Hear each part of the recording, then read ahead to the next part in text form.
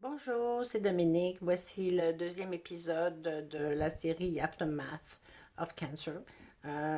Très français, n'est-ce pas? En tout cas, bref, l'après-cancer, si on veut.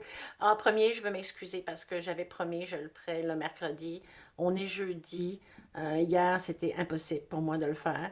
Mais regarde, aujourd'hui, c'est pas grave, c'est jeudi, c'est dans la partie du futur, donc c'est bon signe, c'est positif. On y va avec ça.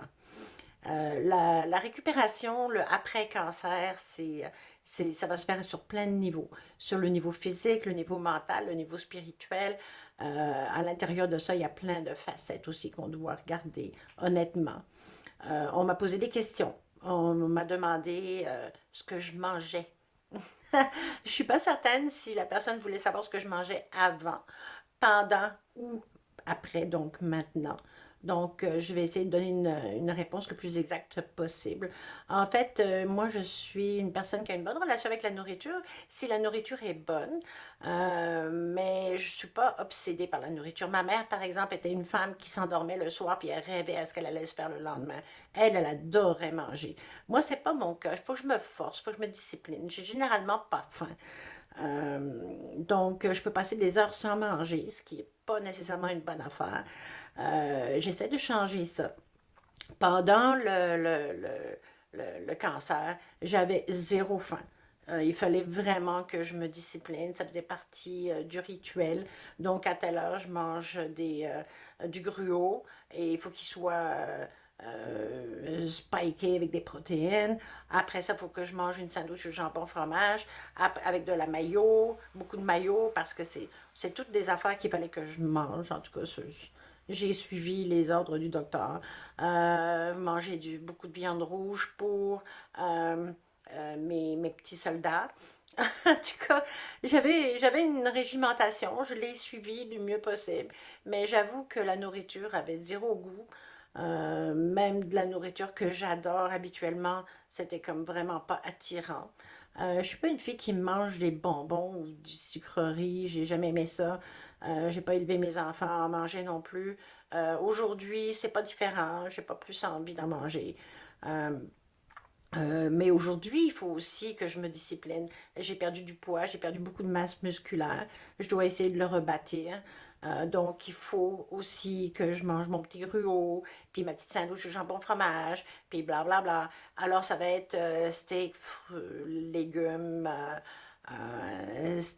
steak, légumes, veggie, poisson, fruits de mer, n'importe quoi, mais toujours légumes, salade. J'adore la salade, c'est très bon, c'est très énergisant. J'aime beaucoup les pousses aussi, donc j'essaie de me faire des sandwichs avec des pousses dedans. Ça énergise. C'est léger aussi, donc mais c'est vraiment un exercice, il faut que je me force. Parce que je peux pas dire, je me lève le matin puis je me dis, oh, j'ai faim, je veux manger quelque chose. Non, ça m'arrive pas, ce genre de choses-là. Alors, c'est ça. En tout cas, je fais de mon mieux de ce côté-là. J'essaie d'écouter les ordres du médecin. L'autre question qu'on m'a posée aussi, c'était par rapport à la condition qui s'appelle le chemobrain. Ah, mes amis, ça là, c'était comme pas évident. Moi, avant tout cet épisode-là, j'avais une mémoire phénoménale. J'étais en affaires, beaucoup de clients, beaucoup de dossiers, beaucoup de détails. Je me rappelais de tout, tout, tout, tout, tout. J'avais pas besoin de l'écrire nulle part. J'avais un cerveau, moi je disais tout le temps, mon cerveau fonctionne vraiment bien, merci beaucoup. Tout d'un coup, pas, plus rien. Une chose, puis j'ai de la misère à m'en rappeler. Alors il fallait que je marque tout, même que je décrive sur papier mon rituel du matin. Ok, prends ta pilule de chimio, prends ta pilule anti-puking, prends ci, mange ça, fais ça, à telle heure fais ci, à telle heure fais ça. Eh non, mais c'est parce que c'est vraiment difficile. Je me souviens avoir besoin de tout noter, mais vraiment absolument tout noter, même noter combien de fois je suis allée à la toilette parce que je ne m'en rappelais pas. Des fois, je me disais, OK, mon Dieu, est-ce que je suis allée? Ben, je ne sais plus. Vraiment, là, un blanc total. En plus de ça, le physique, ben, c'était la masse musculaire, donc j'étais plus capable de marcher vraiment j'avais de la misère à conduire. Je me souviens, j'ai fait une pneumonie également, une grosse, grosse, grosse pneumonie. Puis, donc, je ne pouvais plus marcher, je ne pouvais plus respirer. Et aller à la banque, de la porte jusqu'au bureau de ma conseillère, pas capable. Ma fille est obligée de me quasiment porter, là. En tout cas, elle me soutenait très, très, très, très fortement. Ça a été comme vraiment un effort insurmontable. On prend ça pour du gratuit, hein? Mais non, non, il n'y a rien de gratuit là-dedans. Moi, ma chambre est au deuxième étage chez moi. Descendre mes escaliers, c'était comme épeurant parce que mes jambes ne me portaient pas. Puis c'est arrivé plusieurs fois où mes jambes là, ont comme juste plié. Il fallait que je me tienne au railing, là, la rambarde, pour être sûr que je ne tomberais pas. C'est plein de petits détails comme ça qui font que ta forme physique est complètement affectée.